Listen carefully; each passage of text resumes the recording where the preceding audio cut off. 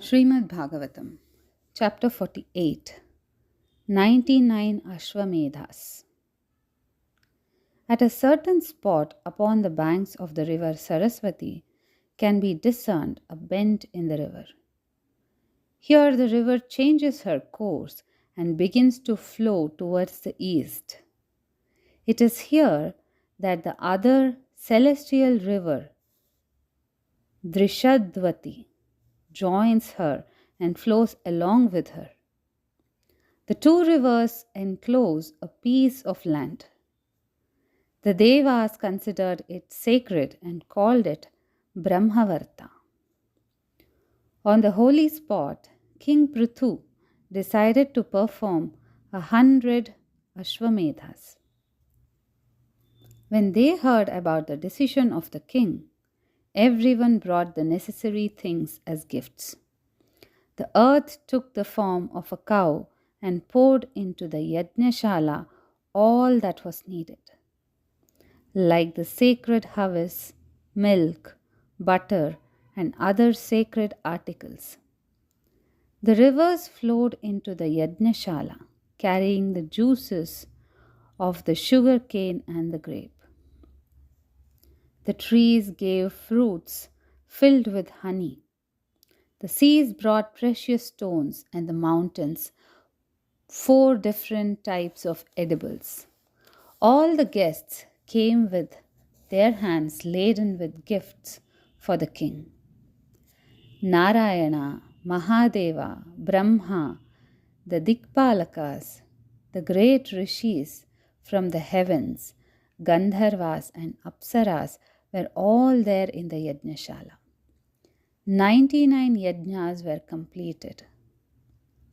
Indra, who became Indra because he had performed 100 ashwamedhas, whose other name is Shatakratu, became worried about the security of his position. He was so jealous. He was also jealous of the glory of Prithu, whose praises were sung everywhere. He could not brook the fact that a mere mortal could be more wonderful than himself. Indra therefore decided to disturb the yajna and the fulfillment of the 100th yajna. While the yajna was in progress, Indra assumed the guise of a Pashandi and stole the sacrificial horse. The disguise was almost an armor, since it gave everyone the impression that he was a sadhu, a holy man. The son of Prithu got ready to chase the thief and rescue the horse. The sage Atri pointed out to the prince Indra with the horse. The young man rushed to give a chase to the thief.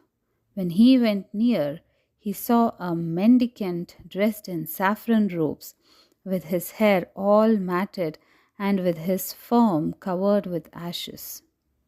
The young prince thought that he was chasing a saint by mistake and did not hurt him with his arrows. When he came back, Atri said, "Child, this man who has stolen your horse is Indra, who is unfit to be a deva. The only way to punish him is to kill him. Do not hesitate to do so." Once again the prince pursued the divine offender. Indra vanished from his sight, leaving the horse behind. Triumphantly, the young man led the horse into the Yajnashala, and the people were so pleased with his great achievement that he was from then on called Vijitashva. Once again Indra tried his tricks. A sudden darkness fell on the Yajnashala, and Indra, under cover of this, stole the horse along with the chain of gold which was used to bind it to the stake. Atri showed him to the spectators. Again he was dressed as a mendicant, and again Vijitashva was deceived into believing that he was a holy man. Again incited by Atri, and again furious because he had been so easily deceived, Vijitashva sent his scorching arrows towards Indra. Indra abandoned the horse and vanished once again. These tactics of Indra were having an adverse effect on the people. His guise was so attractive and deceptive. They looked so charming and were apt to create the impression of holiness which was not there. People began to use them, adopt them for their use, to serve their purposes.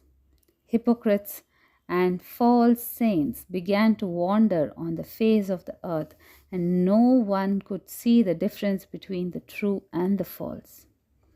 Prithu saw all this and was very angry with Indra. He took up his bows and arrows. When they saw his anger, the Ritviks stopped him from drawing the bow. They said, "It is not done, O king.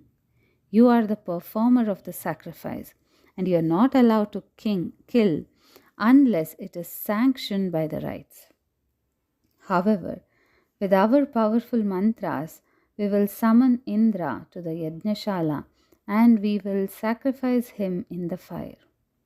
"So be it," said Prithu. They were about to begin the incantations when Brahma intervened and said, "What you propose is not right. This Indra, whom you are trying to summon in order to sacrifice him, is an avatar of Narayana and should not be insulted by you. Yajna, the son of Akuti and Swayambhu Manu's grandson, is the Indra for the Manvantara, and the Lord took the form of Yajna for this purpose. Now look on the terrible consequences of Indra's disguises. He has created for the benefit of sinners this Pashandi guise, which will nurture sin and deceit. Let there not be an increase in this sinfulness. Indra wanted to prevent you from performing the 100th yajna, since he thought you would then become his equal. You must forget this ire against Indra. You are both avatars of Narayana.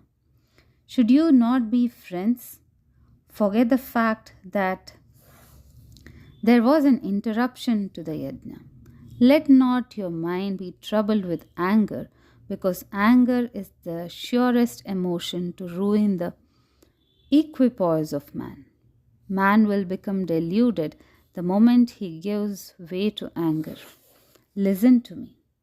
The Devas are quite obstinate. They will keep on trying to disturb the yajna. And dharma on the face of the earth is in danger of being destroyed because of the many guises adopted by Indra and copied by men. These guises attract hypocrites, and man's basic honesty may become eclipsed.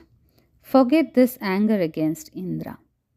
As for the completion of the 100th yajna, we will grant you the favor. We will consider it has been completed by you. Prithu listened to the words of Brahma. His anger against Indra vanished. Indra, ashamed of his small-mindedness, had the grace to fall at the feet of Prithu. The king of the earth embraced the king of the heavens. Years passed. Prithu found that he was getting old. He left the kingdom with his sons and went to the forest with his wife. After spending some time and wandering about all the holy spots, he finally knew that the time had come when he had to abandon his earthly frame. He settled down in a hermitage and observed the yoga which would grant him release. When she found that he had abandoned his body, Archis, his wife, prepared a funeral pyre, and she entered it along with her lord Prithu. The earth got her name Prithvi because he had adopted her as his daughter.